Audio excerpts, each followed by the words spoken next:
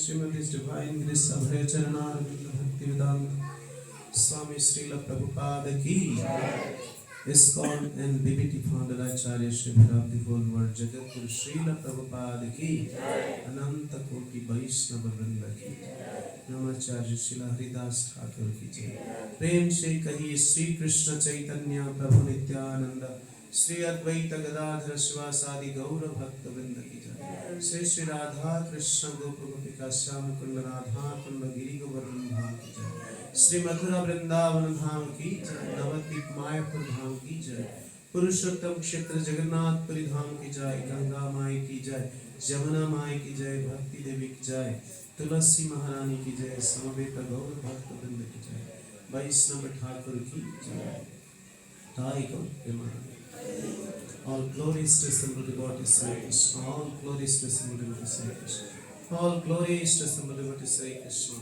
all glories to Sri Guru and Sri Gauranga.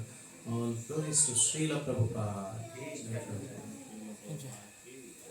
Om Jnanatimirandhasya Jnananjana Salakaya Chakshuranmilitam Jena Tasmai Sri Gurave Sri Chaitanya Manobhishtam Sthapitam Jena Bhutale Swayam Rupaha Kadamaiham Dadati Svadanti Vandeham Sri Guru Sri Jatapadakamanam Sri Gurun Vaishnavamsa Sri Rupam Sagrajatam Sahagana Raghunathanvitam Sadvaitam Savadhutam Parijana Sahitam Krishna Chaitanya Dev Sri Radha Krishna Padan Sahagana Lalita Sri Vishakam He Krishna Karuna Sindhu Dinabandho Jagatpate Rupesha Gopika Kanta Radha Kanta Namastute Tapta Kanchana Gaurangi Radhe Vrindavaneshwari Vrishabhanushrute Devi Pranamami Vanchakalpatarubhyasya Kripa Sindhubhya Evacha Patitanam Pavanebhyo Vaishnavebhyo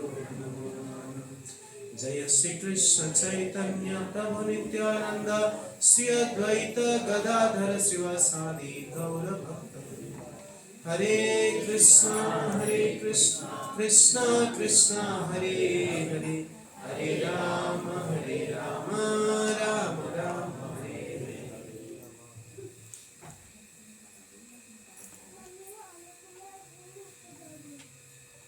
हम सभी भक्तों का इसका ये रामेश्वरी पूजा माता जी का 13वां तिथि का जो बरसी है, इस उत्सव में वैष्णव तिथि में हम स्वागत करते हैं हृदय से। हरि बोल, हरि बोल,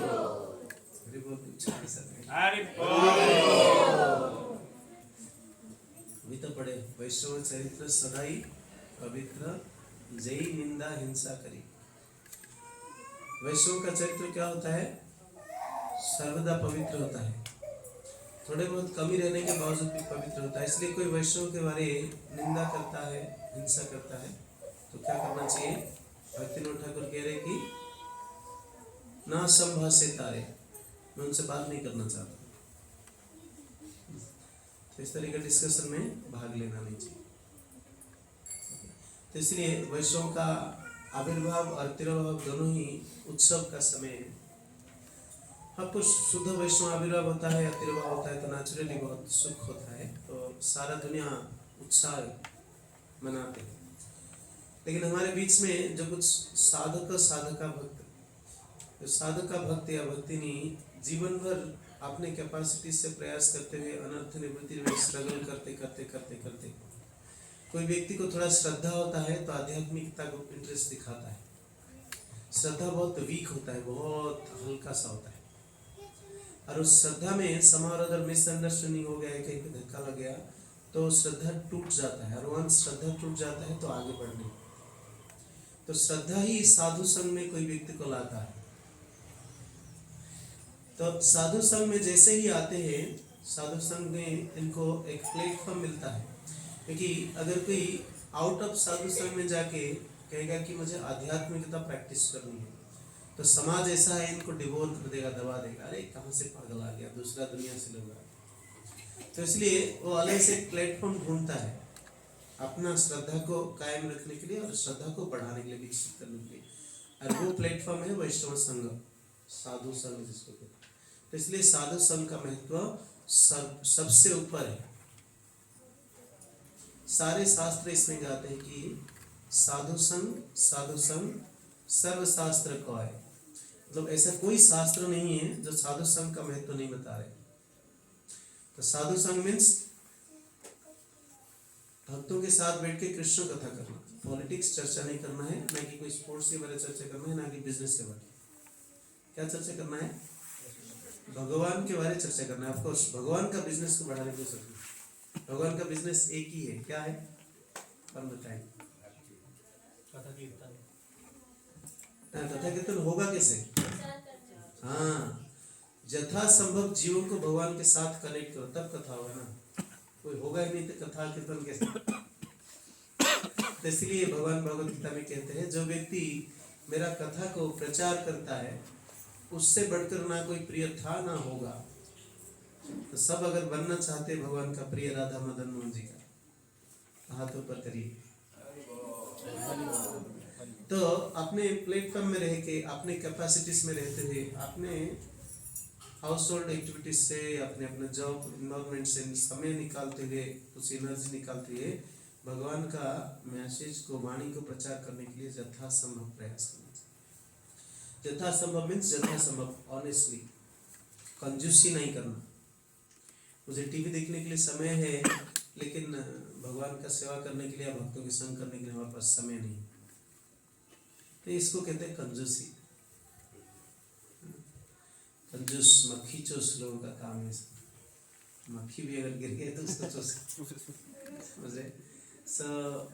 भगवान का सेवा करने के लिए हम जानते हैं हमारा लिमिटेशंस, हम जानते हैं हमारा कमी, तो उस कमी में रहते हुए ऑनेस्टली भगवान का सेवा करने के लिए हमारा जो केवल वेस्टेज समय है, समय को जो अननेसेसरी गवा देते हैं, उसको कृष्ण का सेवा में लगा दे, वो सबसे बड़ा सेवा है। हम ये नहीं कह रहे कि अपना बिजनेस छोड़ के, अपना हाउस होल्ड एक्टिविटीज छोड़ के, सारे रेस्पॉन्सिबिलिटीज को त्याग दे के आके भगवान भी नहीं क्लेम कर रहे हैं। इसलिए अर्जुन को भगवान क्या कह रहे, एटलीस्ट अपना कर्तव्य, अपना ड्यूटी, जो जिस परिस्थिति में है उस ड्यूटी को अच्छा तरीका निभाओ, वो उनका धर्म है। लेकिन उस धर्म में रहते हुए जो फालतू समय अननेसेसरली गवा देते हैं, सोकर, फालतू बातें करके, आजकल स्मार्टफोन देख करके, उस समय को भगवान के साथ। कोई मुश्किल काम है? कोई मुश्किल काम है? कुछ नहीं बोल रहे। नहीं मुश्किल, लेकिन मुश्किल लगता है कि नहीं? जब भी बोलते हैं अरे फिर संडे आ गया, बुला दिया, ये भाव आता है। क्यों? क्योंकि हमें प्रायोरिटी सेट करना अभी तक पता नहीं है कि हमारे लिए क्या प्रायोरिटी है। देखिए, मनुष्य जीवन के 2 कर्तव्य होता है। जो आजकल धर्म बोलते हैं, अरे पितृ धर्म है, मातृ धर्म है, देश धर्म है, जाति धर्म है, बोलते हैं ना, ये सारे धर्म है।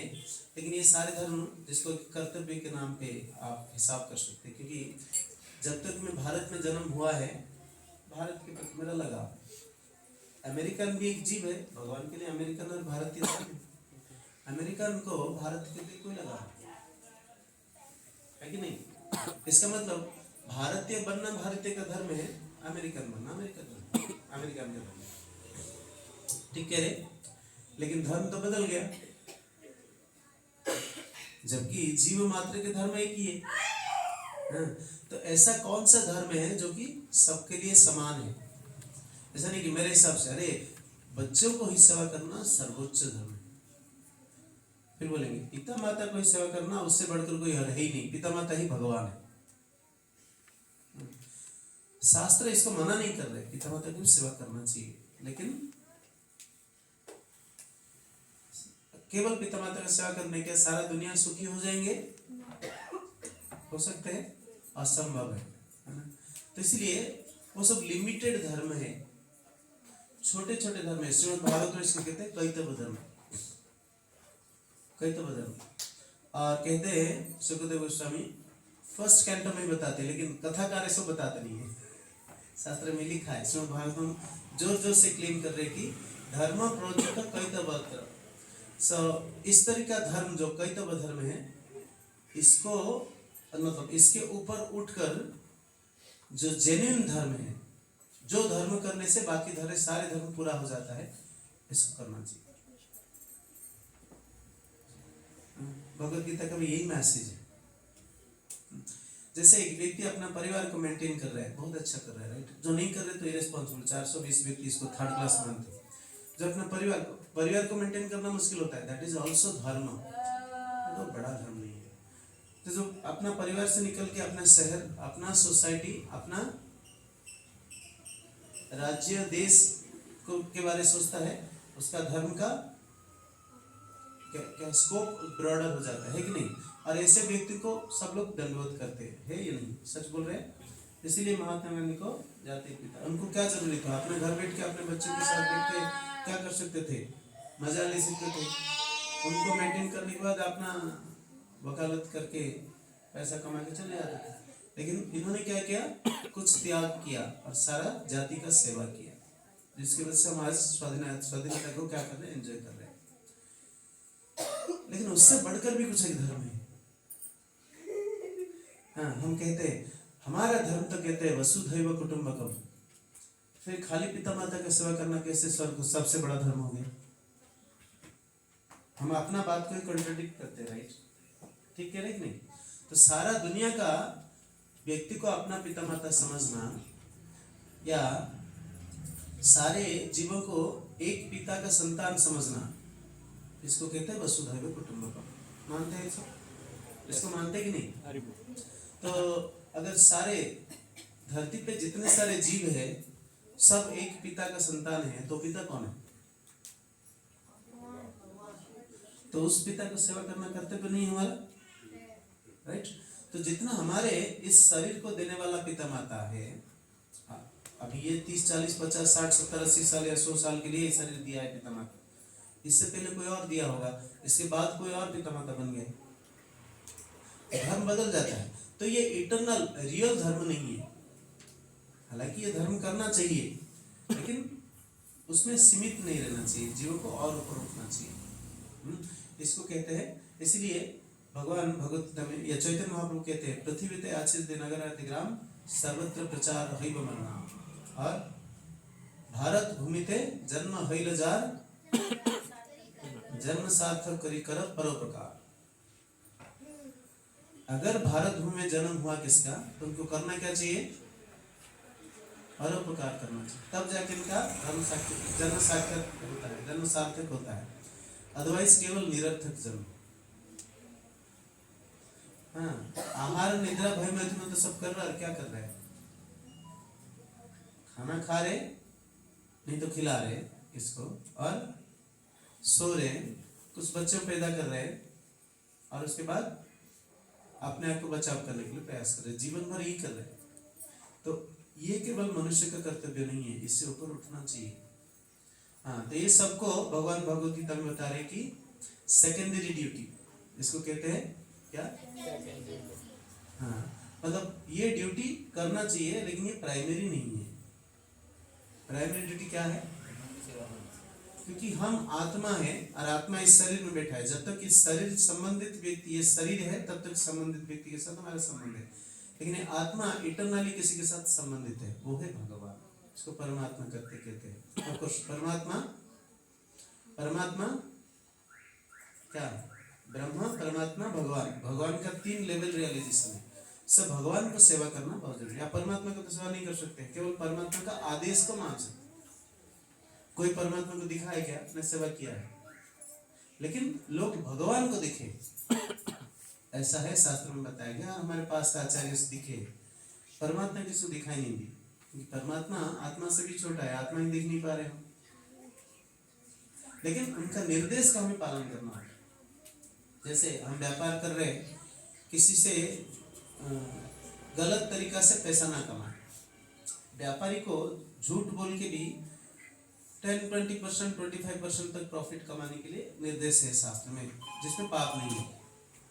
अगर थोड़ी बहुत पाप है तो इनको हरे कृष्ण करना चाहिए, लेकिन बोले नहीं 100% प्रॉफिट चाहिए, तब शुरू हुआ पाप, और उस पाप को डाइजेस्ट नहीं कर पाते, और ये ग्रीडीनेस बढ़ते जाता है। तो इसलिए सब गलत तरीका कार्य करना ठीक नहीं है। और सेकंड क्या है? प्राइमरी ड्यूटी फिर क्या है? क्योंकि आत्मा का संबंध भगवान के साथ इटरनल है, इसलिए भगवान का सेवा करना प्राइमरी करना है। अब आजकल समाज में देखें, केवल ये देह संबंधित सेवा करते हुए इसी को ही प्रायोरिटी मान लेते हैं, प्राइमरी कर्तव्य भूलिए। कोई भगवान नहीं, भगवान का नाम मानना ही नहीं, अब बड़े बड़े भाषण देंगे इस पे। तो इससे हमारा कल्याण नहीं होगा, और जो सुन रहे, जो हमें हमारे हाँ के साथ हाँ मिला रहे, उनका भी कल्याण नहीं होगा, और वो नेचुरली दिखे, है कि नहीं? तो जब व्यक्ति अपना कर्तव्य करेगा, क्या है? भारत भूमि में जो जन्म हुआ है, भगवान चैतन्य महाप्रभु कहते हैं, उनको करना क्या है? दूसरों का परोपकार करना है, दूसरों का उपकार करना है। और सर्वोच्च उपकार क्या है? धन संपत्ति देना नहीं है, भगवान का भक्ति देना। क्योंकि संपदा आज है, कल चला जाएगा, शरीर है, आज है, कल चला जाएगा, लेकिन भगवान का भक्ति इटरनली रहेगा। दैट्स व्हाई मैं कहता हूँ। तो हमारे साथ जब तक रामेश्वरी पूजा माता जी थे, उन्होंने जितना भगवान का भक्ति किया है, जितना हरे कृष्ण महामंत्र जप किया है, जितना भगवान का सेवा के लिए कंट्रीब्यूशंस किया है, कभी झाड़ू लगाया है, भगवान को उठाया है, भगवान के लिए ड्रेस बनाया है, फूल बनाया है, भोग लगाया है, ये सारे भगवान का सेवा उनका जन्म जन्मांतर के साथ इनका धन बनते हुए जाएगा। यही हमारा धन है, जो कि हम साथ में लेके जा सकते। तो रामेश्वरी पूजा माता जी, इनका मतलब शरीर छोड़ने के लास्ट मोमेंट तक इनको कुछ सिम्टम्स दिखाई दिया होगा, पता नहीं, बट रिपीटेडली जस्ट 6-7 महीने से पहले माता जी बार बार आके कहेंगे कि प्रभु हमारा कोई भरोसा नहीं है, हम अभी क्या करें बताइए, जिसके द्वारा इस जीवन में सबसे बड़ा कल्याणकारी कार्य कर लेंगे। तो कितना सीरियसली हमें भक्ति करना है भाई, इनका यही क्वेश्चन होता था। हमें बड़ा ये लगता था उस समय कि माता के मन में क्या भाव है। देखिए, इनका हाथ कांप रहे, मुंह से शब्द ठीक से नहीं निकल रहे, उम्र हो चुका है, शरीर में रोग जर्जरित हो चुके हैं, लेकिन उनका हृदय के अंदर भाव क्या है कि कैसे भगवान का सेवा और कर ली।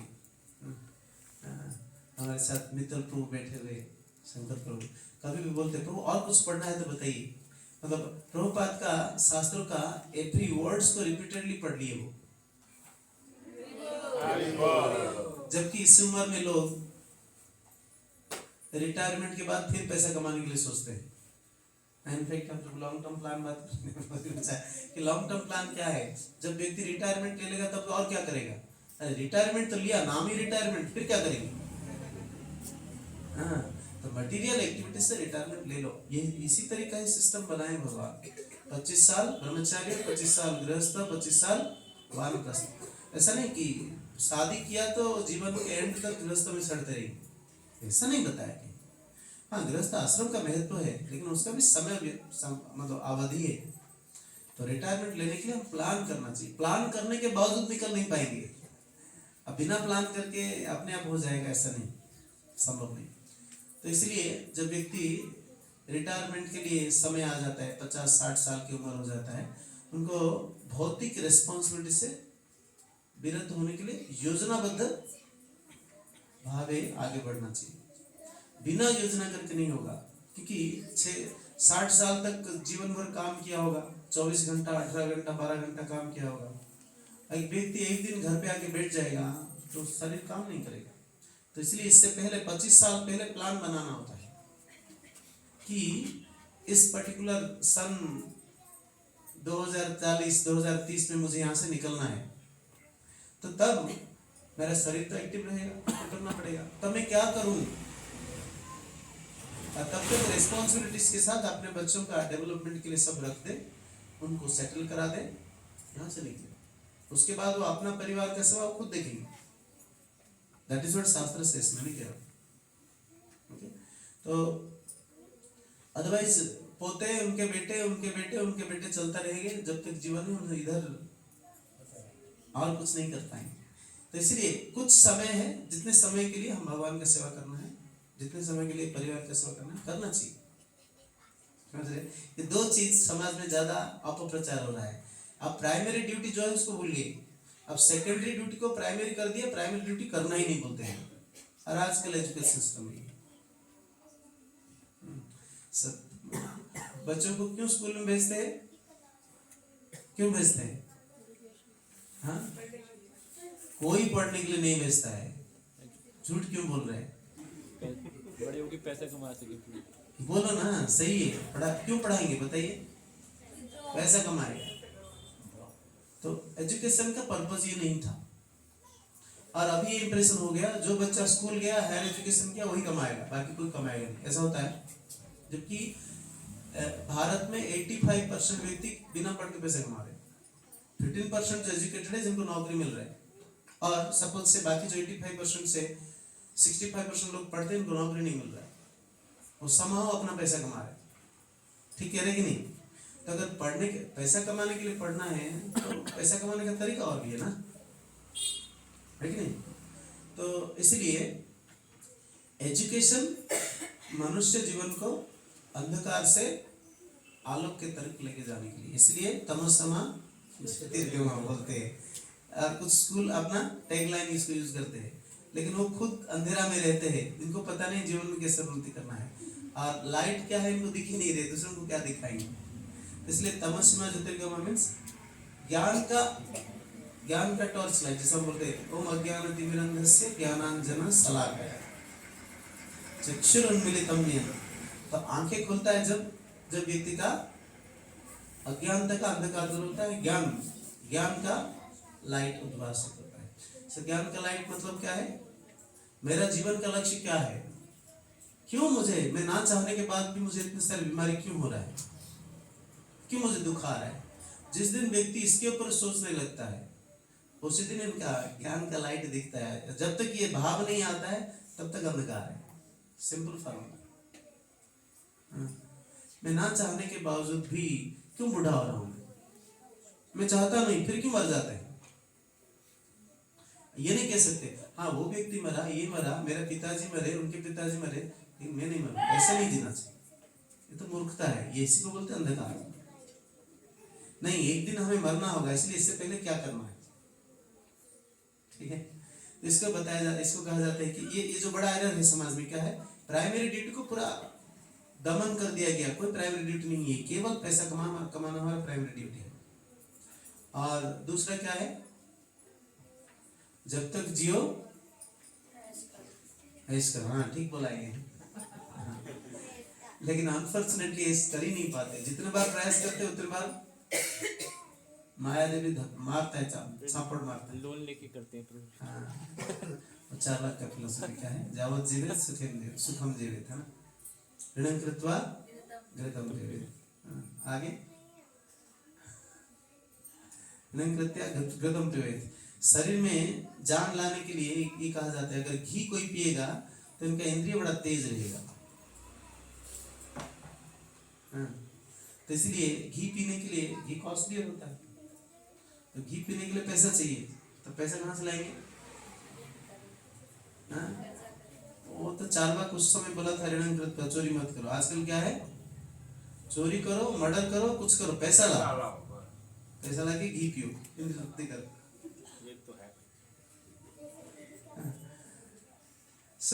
इस तरह का मेंटालिटीज में व्यक्ति अपने जीवन का ठीक लक्ष्य को प्राप्त नहीं कर पाएगा और जीवन में दुखी रहेगा।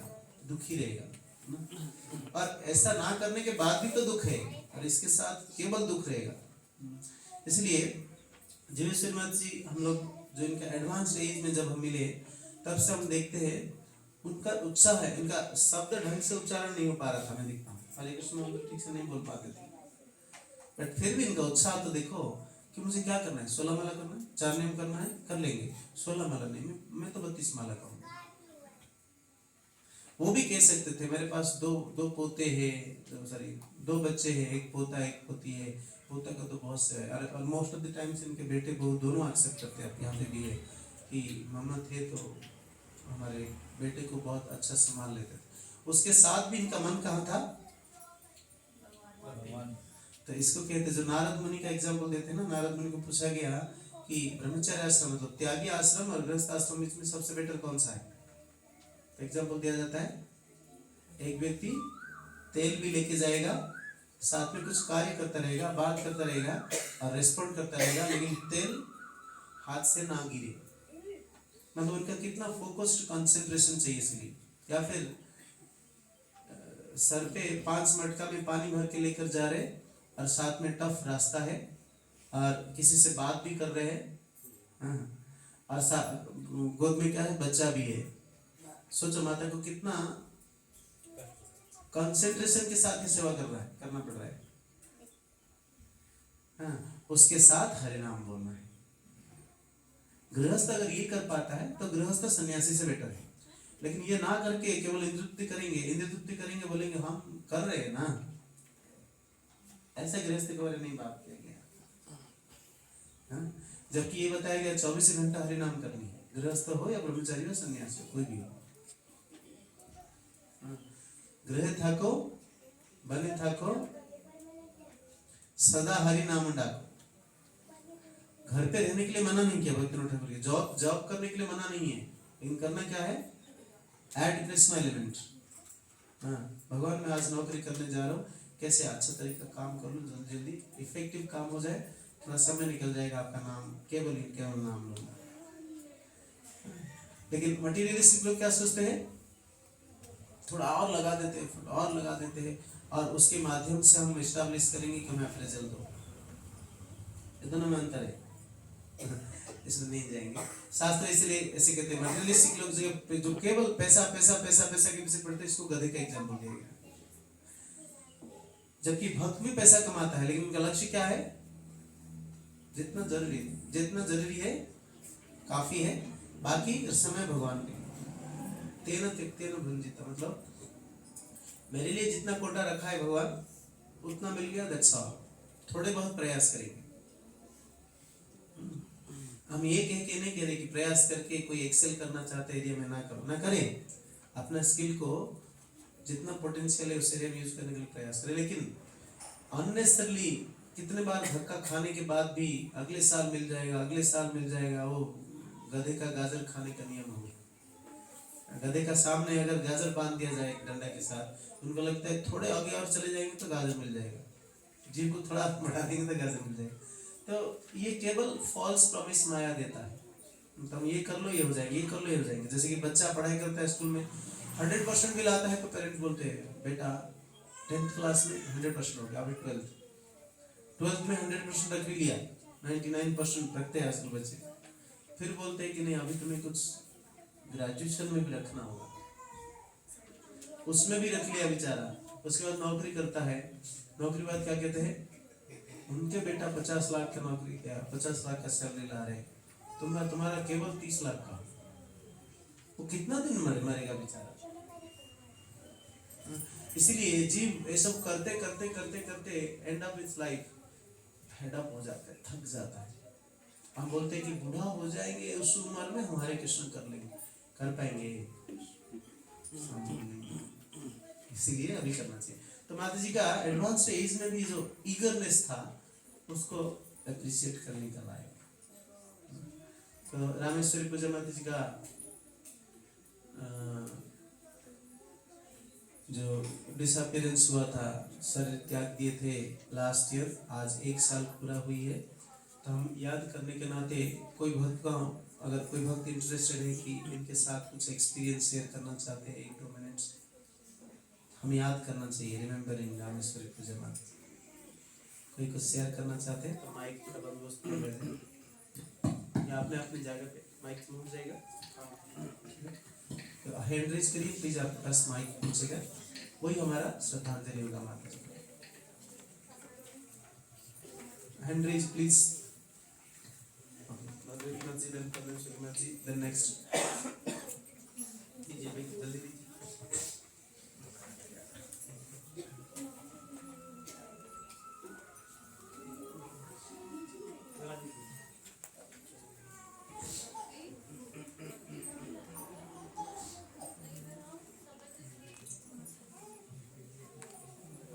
माता जी का विशेष गुण होता था, कोई भी किसी को, कोई भक्त किस समय घर पे आए तो प्रेम से रिसीव करते थे, घर पे कोई हो या ना हो। हाँ, समय में इतना परेशान करने के बावजूद भी वो संभालते थे।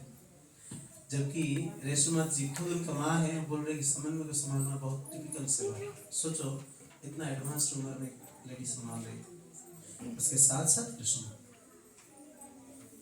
यस हरे कृष्णा, सभी भक्तों को चरणों में धन्यवाद प्रणाम। वैसे तो माता जी के बारे में ज़्यादा कुछ इतना इंटरेक्शन नहीं था माता जी से, बट जब आईडीसी कोर्स किया था हमने, उसके बाद एग्ज़ाम हुआ था, तो माता जी उसमें प्रॉब्लम। माता जी टेम्पल में थी और जब एग्ज़ाम लिख रहे थे तो इतना उनको ये लग रहा था कि मेरा भी सही से एग्ज़ाम होना चाहिए, मुझे दीक्षा लेनी है। मतलब वो चेहरा जब उनका मैं मतलब याद करती हूँ तो इतनी इच्छा थी उनकी अंदर से कि किस तरह से मुझे दीक्षा मिले। तो आखिर एग्ज़ाम हुआ, माता जी ने लिखा कि अब मेरा देख लेना ये ठीक है कि नहीं है। तो उसी टाइम माता जी से मेरा इंटरेक्शन हुआ था और दीक्षा के समय भी हुआ था। तो बहुत ही खुश थी वो जब उनकी दीक्षा हो रही थी, तो उतना ही मैं मतलब मैं मिल पाई थी उनसे। उसके बाद तो जब उन्होंने शरीर छोड़ा उसके बाद कभी एक आधी बार ऐसे मिलती, तो वही समय मतलब वही मुझे देख के हमेशा ये लगता है कि कितनी मतलब तड़प थी उनको कि मेरा जीवन बेकार ना चला जाए। पूछती थी मैं पास हो जाऊंगी ना, मुझे दीक्षा मिल जाएगी ना, तो बार बार एक ही चीज़ को पूछती थी। तो कहते माता जी बिल्कुल मिलेगी दीक्षा, पास भी हो जाएंगे, परेशान मत होइए। तो माता जी आज जहाँ भी हैं और भगवान की सेवा में वो लगे और उनका जो जीवन है वो मतलब नेक्स्ट जो भी है वो जहाँ भी गई हैं तो भक्ति करें और भगवान की सेवा करें। यही मेरी आज राधा मदन मोहन जी के चरणों में प्रार्थना है। हरि बोल, हरि बोल। डेफिनेटली माता जी कंटिन्यू कर रहे होंगे अभी। यस नेक्स्ट पास करिए प्लीज। नेक्स्ट कोई और हैंड रेज करे तब तक हरे कृष्णा, दंड प्रणाम। प्रणाम सभी भक्तों को।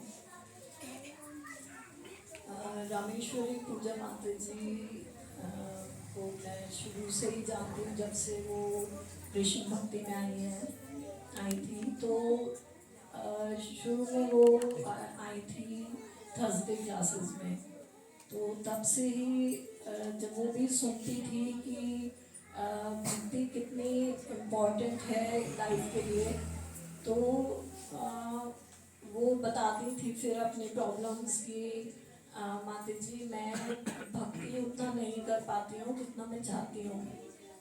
जब मैं सुनती हूँ मुझे बहुत अच्छा लगता है कि मुझे ये सब कुछ करना चाहिए, लेकिन मेरी सिचुएशन ऐसी है। फिर उन्होंने बताया कि जो मेरा पोता है उसे मुझे संभालना पड़ता है, तो मैं उतनी अच्छे से भक्ति नहीं कर पाती हूँ। माता जी मुझे क्या करना चाहिए? हमेशा उनकी यही क्वेरी रहती थी कि मैं किस तरह से भक्ति कर सकती हूँ।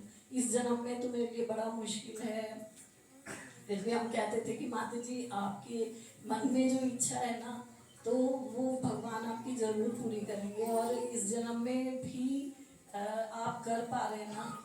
तो वो तब भी सेटिस्फाइड नहीं होती थी उस चीज़ से कि नहीं मुझे और ज़्यादा करना है और मैं कैसे कर सकती हूँ। फिर जब उन्हें ये पता लगा कि गुरु की शरण लेना चाहिए, मनुष्य जीवन का ये सर्वोच्च लक्ष्य है, तो फिर उसके बाद से उनको ये हो गया कि मैं इतना तो मैं जरूर करूँगी कि मैं कम से कम दीक्षा ले पाऊँ, गुरु महाराज की शरण ले पाऊँ। तो फिर बहुत ज़्यादा उनकी ये क्वेरीज आती थी कि कैसे होगा, मैं अभी 8 माला कर पा रही हूँ माता जी, 16 से पहले नहीं हो पाएगी क्या दीक्षा? अच्छा मैं पूरा प्रयास करूँगी, मैं ज़रूर टाइम निकालूंगी। और वो जल्दी उठने लगी, फिर भगवान की सेवा करने लगी। मतलब वो एक एक स्टेप पे वो पूछती थी कि ये सब कुछ मैं कर पा रही हूँ, तो क्या मुझे इससे दीक्षा मिल जाएगी, क्या मुझे गुरु की शरण मिल जाएगी?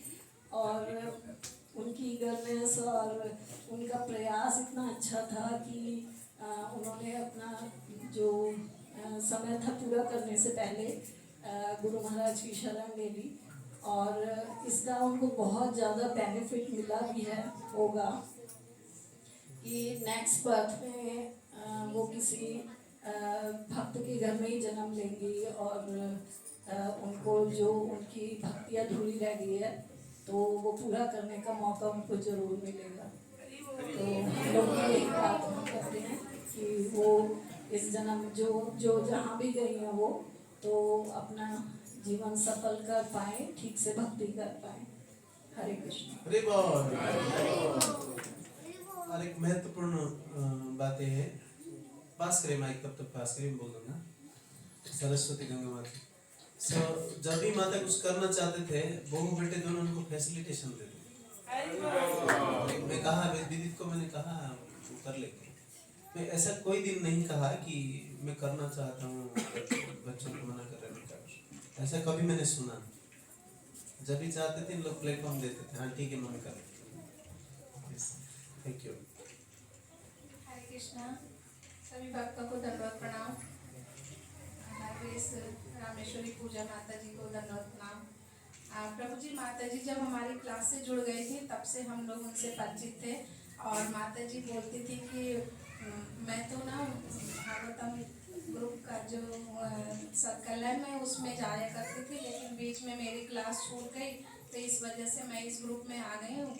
वैसे माता जी हमारी हर क्लास अटेंड करती थी, और उनको मोबाइल का जैसे कुछ इशू होता था म्यूट अनम्यूट का, तो वो फटाक से माता जी से पूछती थी, रेशु माता जी से, और रेशु माता जी उनका पूरा सहयोग करती थी, साथ में प्रभु जी भी। और माता जी बहुत प्यार करती थी अपने बच्चों से, और हम सब जैसे छोटे भक्त हैं तो हम छोटे भक्तों को भी उन्होंने बहुत प्यार दिया।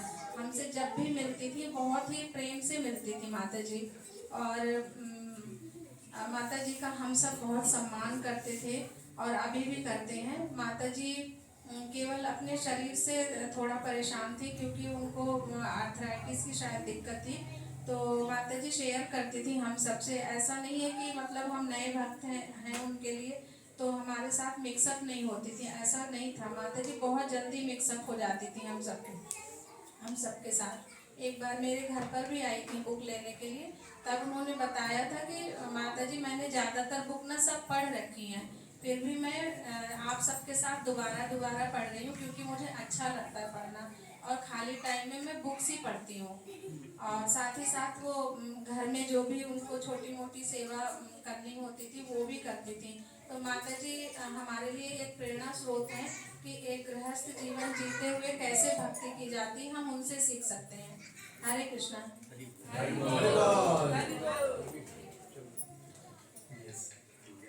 कोई और नेक्स्ट ऐसे क्यों सुनो नेक्स्ट कोई और उसके बाद महाभारत को क्या आप भी बोलेंगे सुमन प्रभु पीछे बैठा दीजिए नहीं तो प्रभु जी को जानते नहीं हम तो आप आगे आ जाइए आगे से बात कर जाए। इधर आ जाओ इनको चेयर दे दीजिए बात ना निकल जाए हरे कृष्ण सभी भक्तों को दंड कराओ।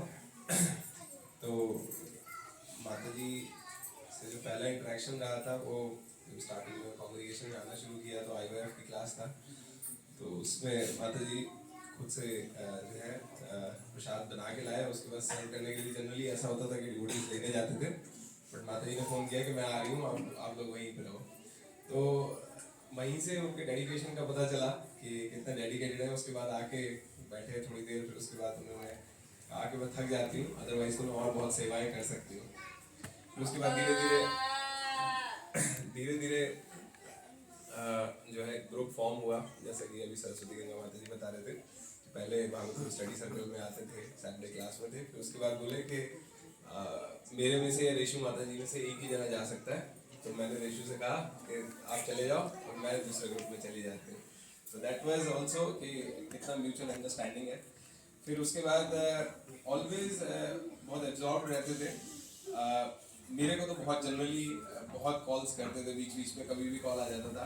तो मतलब कई बार ऐसा नहीं कि कोई काम है, जनरल बात करने के लिए कि और प्रभु ठीक हो और अपनी पूरा हालचाल बताना, सब कुछ करना। और बस एक ये डिज़ायर तो बहुत ज़्यादा इंटेंस था माता जी के अंदर कि किसी भी तरीके से मेरी दीक्षा होनी चाहिए।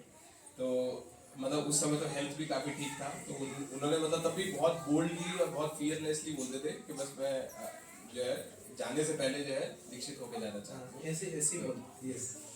और इसके अलावा मतलब फैमिली वाइज देखा जाए तो जैसे कि टेक केयर तो करना, लेकिन स्पिरिचुअल टेक केयर भी करना। तो ऑलवेज बताते थे कि समन्वय प्रभु के लिए ऑलवेज जो है 4 माला एक्स्ट्रा करते थे। उसके अलावा भी जब जैसे कार्तिक मास चल रहा है, कोई भी मास चल रहा है, तो उसमें बताती थी कि मैं एक्स्ट्रा माला कर रही हूँ, तो वो कहती थी कि वो मैं जो समन्वय के लिए करती हूँ उससे भी एक्स्ट्रा कर रही हूँ। तो दैट वाज वन थिंग। और एक चीज़ मुझे बहुत इंस्पायरिंग लगा था माता जी का, जब माता जी ने शरीर छोड़ा था उससे पहले भी काफ़ी तबीयत खराब हुआ था। एक बार जब जॉन्डिस बहुत ज़्यादा हो गया था, मैं हॉस्पिटल में मिलने गया था माता जी से। सो मतलब ठीक से कॉन्शियस नहीं थे माता जी, लेकिन तब भी देख के पहचान गए। मुझे थोड़ा समय लगाया, फिर उसके बाद पहचाने। फिर उसके बाद बोले कि प्रभु जी मैं माला तो नहीं कर पाती हूँ, लेकिन मैं हाथ पे हरे कृष्णा करती रहती हूँ। सो मतलब ऐसा लग रहा था कि हाँ हॉस्पिटल बेड पे ICU में अगर कोई है सो उसको अगर इतना कंसर्न है। उसके बाद वो सेकेंड थिंग मुझसे बोलती है कि अब मुझे नहीं पता ये तुलसी पत्ते से भोग लगा रहे हैं या नहीं लगा रहे, लेकिन मैं भोग लगवा रही हूँ इनसे। So that was good thing. और हमेशा मतलब इस चीज़ को लेके मतलब उन्हें, मुझे नहीं लगता कि फियर था डेथ का, लेकिन हाँ वो कहीं ना कहीं फैमिली से रिलेटेड, विद प्रभु से रिलेटेड बताते थे इन लोग यस कि विद प्रभु कहते हैं कि नहीं मेरी मम्मी ऐसे आपके बिना काम नहीं चलेगा। तो कहती थी कि प्रभु बस इसलिए सेवा कर रही हूँ, अदरवाइज मुझे कुछ नहीं है। और अगेन सब डिवोटीज ने बताया कि बहुत कंसर्न रहते थे कि क्या करना चाहिए मुझे छोटी छोटी चीज़ों में, जैसे साथ में पूरा हर चीज़ में पार्टिसिपेट करना। अगर जैसे बुक्स के लिए हमने कोई मैसेज डाला कोविड टाइम पे, यहाँ प्रभु मेरी आप मंगा दिया करो डायरेक्ट। उसके अलावा अटेंडेंस वाइज है कि अगर हमने कुछ मैसेज पास ऑन किया कि जो है ना अटेंडेंस के बेसिस पे ऐसा रहेगा, नहीं तो मतलब तो सबसे पहला उनका कॉल आना कि प्रभु मेरी आज की अटेंडेंस लग गई है या नहीं लग गई। So that was very kind things. और बहुत अच्छे बाय हार्ट, बहुत अच्छे थे माता जी। तो अगेन श्री राधा मदन मोहन जी, श्री जगन्नाथ बलदेव सुभद्रा जी से प्रार्थना है कि डेफिनेटली माता जी को अपनी सेवा में लगाए रखें। हरे कृष्णा। स्वभाव से बहुत अच्छी थी और सरल भी थी। तो मैंने माता जी के अंदर एक चीज़ देखा कि मतलब इतनी जैसे ही जैसे इंसान बूढ़े होते जा रहे या बुजुर्ग होते जा रहे उनको धन की लालसा बहुत रहती है। लेकिन माता जी के अंदर मैंने देखा है कि जब भी हम कोई भी डोनेशन वगैरह मांगते थे, जैसे कि वो एक बार आई थी तो बोली माता जी मेरा खाली एक टेंशन है कि समर में ठीक हो जाए। तो फिर मैंने कहा कि माता जी आप ना नरसिंह भगवान से प्रार्थना कीजिए, सब ठीक हो जाएगा। तो फिर उन्होंने पर्सनली मुझे मायापुर के लिए डोनेशन देने के लिए घर तक आई थी समुद्र को लेकर। हरी हरी। तो ये एक चीज था कि मैंने कहा कि इतने बुजुर्ग होने के बाद इन लोग के अंदर इतनी शक्ति कहाँ से आती है। तो धन के प्रति लालच नहीं था और इतने सारे जो गुण है कि हम रियलाइज भी करें कि उनका लास्ट मोमेंट तक एक मकसद था कि बस मैं दीक्षा लेके उद्धार कैसे हो जाऊँ। तो ये सारे बहुत सारे गुण थे। तो आज के दिन माता जी से प्रार्थना करेंगे कि हमें भी ऐसे ही गुण प्रदान करिए जहाँ पे भी हो और भगवान की सेवा में लगा रहो। हरी बोल। और किसी का रियलाइजेशंस रिमेम्बरेंस? हाँ जी बेटा। हरे कृष्णा प्रभु। समस्त उपस्थित वैष्णवगणों को मेरा प्रणाम। ऑल्दो मैं ज़्यादा क्लासेस में भी इन्वॉल्व नहीं हो पाती हूँ प्रभु जी, लेकिन माते के जब मुझे माते ने कल बोला तो मैं अपना एक रियलाइजेशन शेयर कर रही Thank हूँ। you, sir. रामेश्वरी पूजा माता जी के लिए बस खाली मतलब आई डोंट नो, मतलब मेरी कभी उनसे बात नहीं हुई लाइफ में, मतलब मैं उनसे मिली भी नहीं थी कभी। जब तक शी वॉज अलाइव तब तक तो मैं नहीं मिली थी उनकी। जब उन्होंने शरीर छोड़ दिया उसके बाद जब मुझे एक सेवा दी गई उनके अंतिम क्षणों में, जब मैं उनके घर गई, उनके पास गई, तो मुझे ऐसा लगा कि जो अभी आप बोल रहे हैं कि लौल्यम वाला भाव मैंने शरीर छोड़ने के बाद भी फील करा है उनके साथ। और आजकल मुझे माते ने जब बुलाया तो मैंने कहा माते मैं तो जरूर आऊंगी, क्योंकि माते के साथ जो मैंने फील करा ना, मतलब एक शुद्ध वैष्णव में से जो एक वाइब्रेशंस निकलती है ना, मैंने वो फील करी है उनके साथ। जब वो त्याग दिया था शरीर, हम उनकी सेवा कर रहे थे, उनको तैयार कर रहे थे, तो प्रभु जी मुझे ऐसा लग रहा था कि सच में मतलब भगवान, अगर हम भगवान को तो नहीं देख सकते बट मैंने भगवान की छवि उनके अंदर देखी थी। और उसके बाद जब उनकी 13वीं थी तो उस दिन भी मैं नहीं जा पाई, बट मेरी माँ आई थी, वो गई थी। तो मैंने उनको बोला, मैंने कहा माँ हमारा इन लोगों से कोई ऐसा मतलब नहीं, इतना इंटरेक्शन नहीं है, हम जानते भी नहीं कौन लोग हैं, लेकिन अगर आपको वो बुला रही है ना तो कोई ना कोई मेरा ये पिछले जन्म का रिश्ता है, शायद कोई ना कोई संबंध तो है कि जो मैं वो आज भी उन्होंने मुझे बुला लिया। मैं रोज सुरभि कुंज के बाहर से निकल के चली जाती हूँ, बट मैं कभी अंदर आने की मेरी हिम्मत नहीं पड़ी, बट आज माती ने बुलाया तो मैं आज आ गई। जेन किन प्रकार वैष्णव आकर्षित करते हैं। हरे बोल। यस, कोई और? सेवामूर्ति माता जी को दीजिए, उसके बाद यशु माता। हाँ बोल, मालिनी सुमित्रा माता जी नहीं बोलना चाहते? हाँ बताते नहीं, कैसे बताते? हरे कृष्णा। सभी भक्तों को चरणों में दंडवत प्रणाम। सर्वश्रेष्ठ रामेश्वरी पूजा माता जी से मेरा कभी मैंने माता जी को देखा भी नहीं था। फर्स्ट टाइम जब वो गौरांग रूप से जुड़ी थी तभी माता जी से मेरा फर्स्ट टाइम इंटरेक्शन हुआ था। तो माता जी मुझे याद है, आई थिंक शांति माता जी के घर क्लास हुई थी शायद B1020 में। तो माता जी आए थे, तो माता जी को आने के लिए भी अपने घर से क्लास तक आने के लिए बहुत स्ट्रगल करना पड़ता था, क्योंकि उनके पैरों में इतना दर्द रहता था। तो वो आए थे तो कह रही माता जी मेरे पैर में बहुत दर्द रहता है और मैं आ नहीं पाती हूँ, धीरे धीरे मैं आती हूँ। तो मैंने माता जी से कही कोई नहीं माता जी हम आपको लेने आ जाया करेंगे, कोई नहीं आप बता दिया करिए। कह रहे नहीं वो मैं ही आ सकती हूँ, या तो मैं आ सकती हूँ या मेरी बहू आ सकती है। तो फिर मैं ही आ जाती हूँ क्लास में, वो दूसरी क्लास में जाती है। मैंने कहा अच्छा ठीक है माता जी। तो माता जी के अंदर मुझे मतलब माता जी को देखती थी, माता जी इतनी एडवांस एज में माता जी के अंदर इतना डेडिकेशन था कि मुझे क्लास में आना है, मुझे माला करनी है, मुझे रीडिंग करनी है। और काफ़ी बार जब ऑनलाइन क्लासेस चलती थी तो मुझे याद है कि क्लास ख़त्म होती थी और रसिमगन प्रभु जी के पास माता जी का कॉल आता, मतलब क्लास ख़त्म हुई थी माता जी का कॉल आ जाता था कि प्रभु जी ये क्या, मतलब जो भी प्रभु जी माता जी की क्वेरीज होती थी तो माता जी मतलब एकदम माता जी कॉल करके पूछते थे। तो और माता जी बहुत ही पोलाइट, बहुत ही स्वीट नेचर के थे, बहुत ही सॉफ्टली बात करते थे और सबको बहुत प्यार देते थे। इवन मतलब मेरा माता जी से इतना इंटरेक्शन नहीं हो पाता था, तो एक बार क्लास में आए तो माता जी ने स्पेशली मुझे अपना फ़ोन देकर आप अपना नंबर इसमें सेव करो और मैं आपको कॉल करूँगी। पर्सनल। हाँ, तो फिर वो माता जी मुझे कॉल करते थे, इवन मैं माता जी से कॉल नहीं कर पाती थी, लेकिन माता जी तब भी मुझे याद करते थे और मुझे कॉल करते थे। तो मैं भी सोच रही थी कि मतलब हम इतने मतलब हम लोग नहीं कॉल कर पाए माता जी को, माता जी हमें कॉल करते थे, तो वो बहुत लग रहा था मुझे कि माता जी से इतना इंटरेक्शन नहीं कर पाए। और माता जी की छोटी छोटी बातें बहुत अच्छी हैं, और माता जी डेफिनेटली भगवान की सेवा में ही लगी हुई। माता जी शुद्ध वैष्णव थे और माता जी को हमेशा अपनी साधना के लिए भी बहुत ज़्यादा रहता था कि मेरी साधना अच्छे से हो। बस माता जी के लिए बोलना चाहूँगी हरे कृष्णा। माता जी जहाँ भी हो हम सभी को आशीर्वाद दें। माता जी इतने सीनियर भी थे उनसे एज में भी, वैसे हम सबको आशीर्वाद दें। जो कार्य हम नहीं कर पाए थे कोई माता जी के माध्यम से माता आकर्षित होकर आ गया हमारे। ठीक है, तो वैष्णव का गुण ऐसा होता है, रहे यहाँ पे ना रहे लेकिन उनका कुछ तो प्रभाव रहे। Yes ma'am. हरे कृष्णा। सभी भक्तों को दंडवत प्रणाम।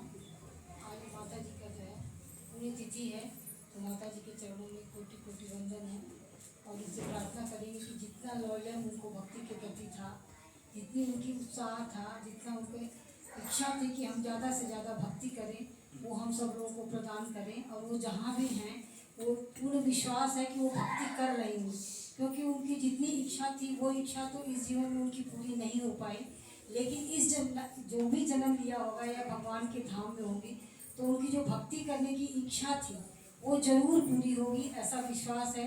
क्योंकि माता जी जो है घर की रिस्पॉन्सिबिलिटी के साथ साथ उनको अपने पोते से बहुत ही ज़्यादा प्यार था। वो चाहती थी कि इस जीवन में वो ये चाहती थी कि मेरा पोता इसी जन्म में मेरे सामने ठीक हो जाए, और उसके लिए उन्हें बहुत प्रयत्न करती थी। उनकी उसके लिए अलग से माला करती थी, पूरा समय अपना वो डेडिकेट करती थी बच्चे के साथ कि ये ठीक हो जाए किसी तरह से। तो मैं यही प्रार्थना करूँगी और माता जी के रामेश्वरी माता जी से और भगवान से भी यही प्रार्थना करूँगी कि जो उनको पोता है समन्वय वो ठीक हो जाए, उनकी इच्छा ये पूरी हो जाए और उसके मम्मी पापा भी वो खुश हो जाए। भगवान से यही प्रार्थना आज के दिन जो है समन्वय को भगवान जो है वो उनकी खुशी के लिए, माता जी की खुशी के लिए उन्हें स्वस्थ कर दे और वो सबके जैसा ही बन जाए, तो हम लोग को बहुत ही प्रसन्नता होगी। भगवान से बार बार मैं यही प्रार्थना करूँगी और माता जी के चरणों में वंदना करती हूँ कि माता जी हम सब लोगों को आशीर्वाद दें, क्योंकि माता जी जितना लौल्यम था उनके अंदर, जैसा कि सब लोग बता रहे हैं, जब उनका देहासन हुआ तो मैं तो यहाँ पे नहीं थी, लेकिन मैं सबसे सुनी तो मेरे को बहुत वो लगा कि माता जी इतनी जल्दी चली गई। माता जी मेरे को याद है उनके पैर में सूजन हो गया था, एक बार ही ब्लॉक में जो है हो रहा था, तो प्रभु जी से आके प्रभु जी के पास पूछी कि प्रभु जी मैं ज़्यादा तो कुछ कर नहीं पाती हूँ, मैं क्या करूँ कैसे करूँ। तो प्रभु जी ने कहा केवल आप 16 माला कर लीजिए, यही आपके लिए बहुत है। तो बहुत ही ज़्यादा इच्छा थी। भगवान जो है श्रद्धा देखते हैं, भाव देखते हैं, प्रेम देखते हैं, और वो उनके पास थी। तो जरूरी जो है माता जी जो है या तो किसी अच्छे भक्त के घर में होंगी या भगवत धाम में होंगी। तो मैं भगवान से यही प्रार्थना करूँ कि उनकी जो अधूरी इच्छा थी भक्ति करने की, भगवत धाम जाने की, वो अवश्य ही पूरी कर। हरे कृष्णा।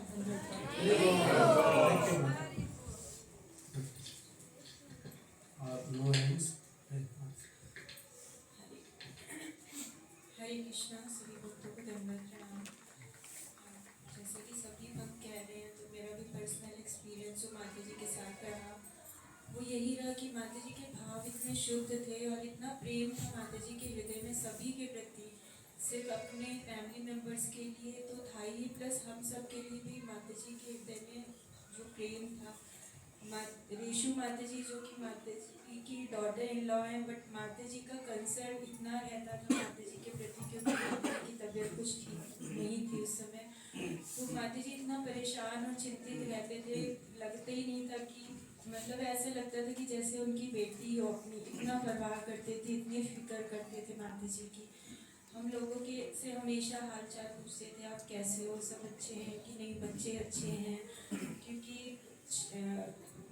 माता जी समन्वय प्रभु जी को रूप किशोरी माता जी के पास जब ट्यूशन छोड़ने आते थे तो जनरली ऐसा टाइम होता था जब श्रेष्ठ आता था स्कूल से, तो अक्सर लिफ्ट के पास हम लोग मिल ही जाते थे और हमारी अक्सर बात होती थी। तो इतना अच्छा लगता था माता जी को देख के कि इतना एडवांस एज में होते हुए भी इतने प्रयत्नशील है, इतना प्रयास कर रहे हैं।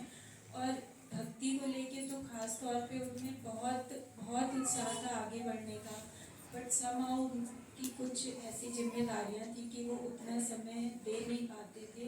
बट अपने प्रयास माता जी के 110% रहते थे कि वो अधिक से अधिक जितना ज़्यादा से ज़्यादा कर पाएँ, जिस तरीके से कर पाएँ। और जब माता जी बेड रिडन भी थे तो ऋषु माता जी बता रहे थे कि माता जी को परवाह रहती थी कि आज मंगल आरती हुई है या नहीं हुई है, भगवान उठ गए नहीं उठे, भोग लगा रहा है, भगवान की सेवा प्रॉपर हो रही है या नहीं, माता जी पूछते रहते थे। 16 माला जब भी माता जी इतनी खराब तबीयत के बाद भी माता जी वो जैसा बता रहे थे प्रभु जी, तो वो देखा है जब माता जी को देखने गए थे तो वो चादर का वो बना के ऐसे ऐसे करते थे जैसे वो माला पे कर रहे हो चैन, तो ऐसे करते थे। और मतलब कृष्ण भक्ति उन्होंने अब्जॉर्व कर रखी थी, मतलब अनकॉन्शियस स्टेट में भी माता जी के जिह्वा पर भगवान का नाम था। तो माता जी के बहुत सारे ऐसे गुण हैं जो माता जी हमेशा हम सबके दिलों में, हम सबकी यादों में हमेशा रहेंगी। और मेरी भगवान से यही प्रार्थना है कि माता जी बहुत तड़प थी भगवान की सेवा करने की, भगवान उसको ग्रांट करें, उनको आशीर्वाद करें कि माता जी अपनी नेक्स्ट लाइफ में जहाँ पर भी हो भगवान की सेवा में लगी रहें और अपने भक्ति को जो कुछ थोड़ी बहुत रह गई थी अपनी भक्ति को कंप्लीट करके भगवान की साक्षात सेवा में लगी। हरे कृष्ण। हरि बोल। मेरे तो आपका रिलेटिव्स आपको कुछ कहना चाहते हैं। रेशमा से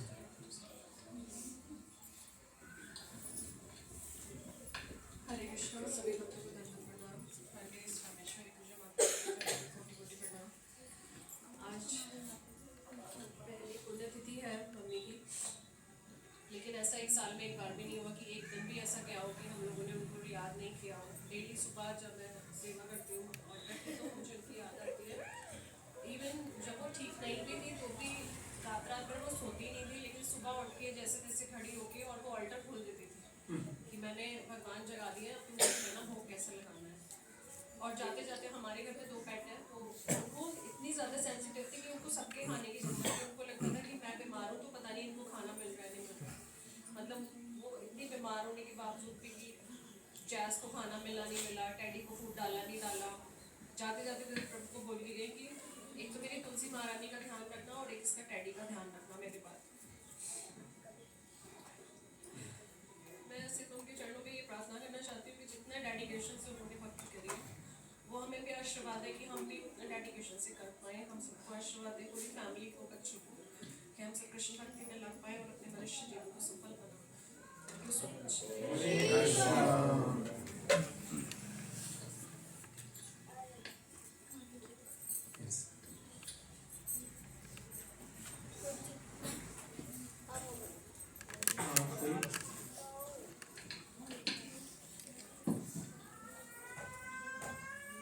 कोई और नहीं है तो हम प्रोग्राम को आगे बढ़ाएंगे।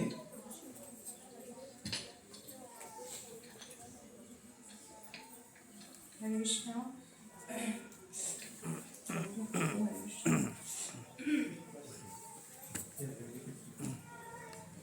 हरे रामेश्वरी पूजा माता जी के चरणों में प्रणाम। एक्चुअली मैं बहुत देर से प्रयास कर रही थी कि मैं बोल नहीं कि कोई चीज़ हो रही है मेरे साथ, मैं बोल नहीं पाऊँगी शायद अभी भी, लेकिन ये लास्ट मोमेंट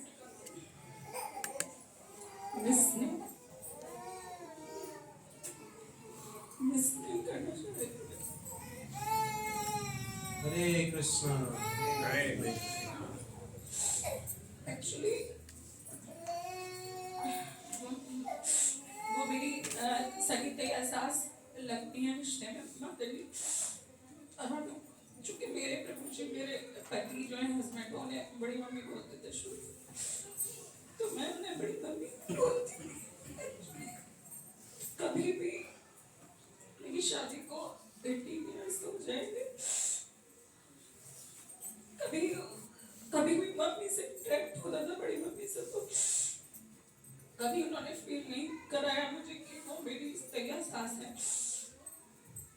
हमेशा एक फ्रेंडली बिहेव उनका रहता था, मुझसे बहुत हंसी मजाक करती थी मम्मी। जब हम 9 साल पहले कृष्णा कॉन्शियसनेस में आए, पर एक्चुअली बड़ी मम्मी को कृष्ण भक्ति जो मिली वो सभी को, हम सबको पता है कि इतना इजी नहीं है कृष्ण भक्ति मिलना। शुरू से ही मम्मी का बहुत, बड़ी मम्मी का जैसे मुरादाबाद रहते थे तो जो भी कोई प्रोग्राम होता था आध्यात्मिक, तो उन्हें नॉलेज नहीं थी कृष्ण कॉन्शियसनेस की कि क्या है, लेकिन वो मम्मी ने सब कुछ शुरू से किया है। तो उन्हें लास्ट मोमेंट पे वो कृष्ण भगवान तक भी पहुंच पाए, उनकी सेवा कर पाए। लड्डू गोपाल बहुत टाइम से मम्मी के पास थे, शालिग्राम भी थे, शुरू से उनका इन सब चीज़ों में बहुत समय अपना व्यतीत करती थी। लेकिन लास्ट मोमेंट पे अब जब एक चीज़ और है कि कुछ भी उन्हें क्वारी होती थी वो मुझ तक से पूछ लेती। उन्हें ऐसा नहीं लगता था कि ये मेरी छोटी बहू है, ना तो उन्हें ये लगता था कि रिश्ते में छोटी है, एज में छोटी है तो मैं इससे क्यों पूछूं, कुछ भी ऐसा कुछ भी नहीं था। कोई भी क्वारी होती थी वो फ्रेंकली मुझसे पूछ लेती थी। अब जाके लास्ट मोमेंट पे जब बड़ी मम्मी ने जो फॉलो किया, मुझे तो उनसे यही आशीर्वाद लेना है कि मैं उस कंडीशन में आ पाऊँ जो मम्मी बिल्कुल कट गई थी एक्चुअली सब चीज़ों से। उन्हें केवल अपने बच्चे और भगवान की सेवा भक्ति, यही उन्होंने अपने आप को यहीं तक सीमित कर लिया था। जैसे कि बोलते हैं ना युक्त वैराग्य, उसको वो बहुत हद तक बड़ी मम्मी फॉलो कर रही थी, प्रयास कर रही थी, बहुत अच्छे से उसको कर पा रही थी। तो बस उनसे आशीर्वाद यही चाहूँगी कि जैसे लास्ट स्टेज में वो सब एक्टिविटीज कर रही थी कि वो भगवान को नहीं भूल पा रही थी, अपनी सेवाओं को नहीं भूल पा रही थी, और लास्ट मोमेंट में भक्त आ गए, स्वयं भगवान ने भेज दिए। तो मेरा भी जब मैं शहीद किया तो मेरे साथ भी वही सब जो बड़ी मम्मी का और हमारे खानदान में फर्स्ट ऐसे दीक्षित वैष्णव है जिनका क्रिया जो है वृंदावन धाम में हुई है। कोई भी एक भी हमारे जो वो होते हैं जो हमारे 16 संस्कार होते हैं उनमें से कोई भी एक अगर धाम में होता है तो वो ऑलरेडी वो व्यक्ति जो है आफ्टर देह त्यागने के बाद साक्षात जो है धाम में चला जाता है, भगवान के गोलोक वृंदावन में जाता है। तो बड़ी मम्मी ऑलरेडी पहुंच तो चुकी है वहाँ पर आशीर्वाद यही थे कि मैं उसको थोड़ा बहुत फॉलो कर पाऊँ, जो बड़ी मम्मी के जैसे बिल्कुल अनकॉन्शियस होने के बाद भी वो भगवान को नहीं भूल पाई और भक्त उन्हें चारों तरफ से घेरे हुए थे। और जिस तरह से उनका अंतिम संस्कार हुआ, मुझे आशीर्वाद दे कि जब मैं शरीर त्यागूं तो भक्त मुझे मत छोड़े, भगवान मुझे इतना आशीर्वाद दे, इतना मैं भक्ति कर पाऊँ। हरे कृष्ण। हरे कृष्ण।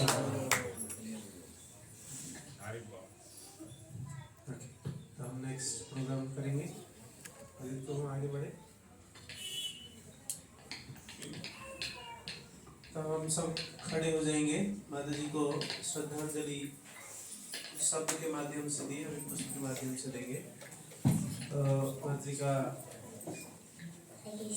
वैष्णव प्रणाम मंत्र के साथ पुष्प अर्पण करेंगे। पुष्प वहाँ पे है, लाइन लगा के प्रभु माता सेपरेटली करें।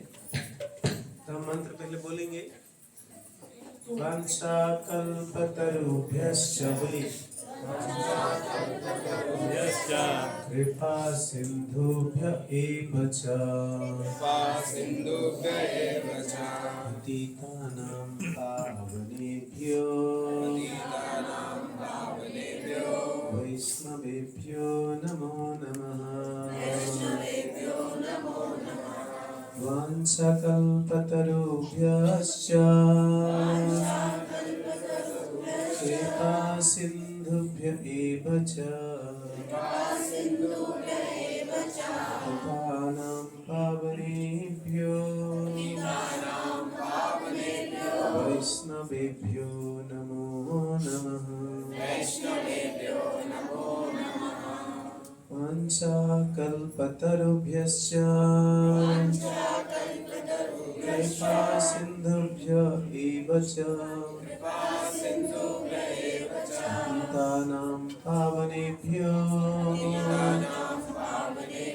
वैष्णवेभ्यो नमो नमः। एक एक जाके पुष्प माता जी के चरण में रख कर आइए। ईसम पुष्पांजलि समर्पयामि। जाइए।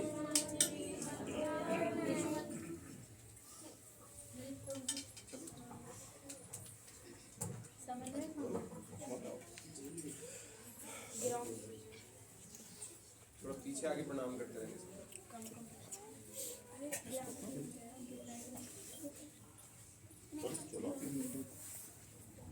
प्रभु ये कैमरा अब ऊपर उठाइए, ये सब ऊपर से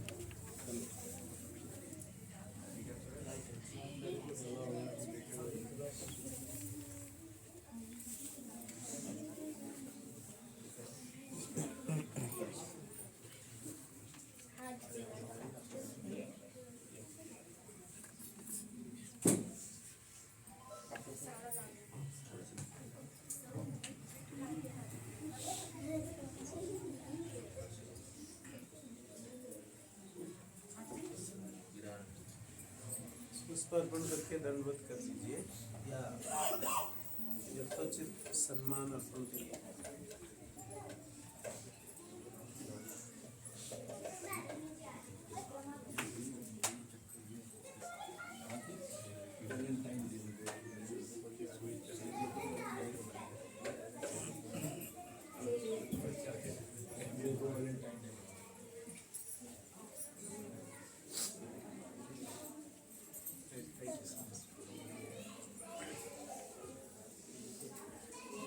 सब ठीक है, आपके चेहरे से माता जी का चेहरा मिलता है इसलिए याद आता है।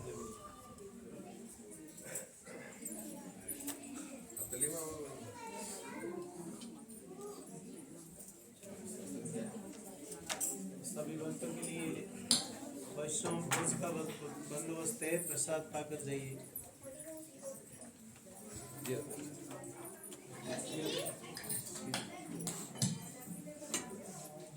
हरे कृष्णा। सभी भक्तों के लिए वैष्णव भोज का बंदोबस्त है, कृपया करके प्रसाद सेवन करिए और माता जी को प्रार्थना करिए, माता जी के लिए प्रार्थना करिए। और हम इसके साथ विदित प्रभु एंड रेशम माता जी का परिवार को धन्यवाद करेंगे। माता जी के वर्षीय उपलक्ष्य वैष्णव प्रोसेस में इस संस्कार को बंदोबस्त करने के लिए हम लोग को प्रोत्साहन दिया। और प्रभु का अपना ओन बिजनेस लाइफ से समय नहीं निकल रहा था, बट स्टिल आज का ही दिन के लिए समय निकाल के, इसलिए हम विदित प्रभु के आभार प्रकट करना चाहते हैं। हरे कृष्णा कृष्णा कृष्णा हरे हरे, हरे राम राम राम हरे हरे।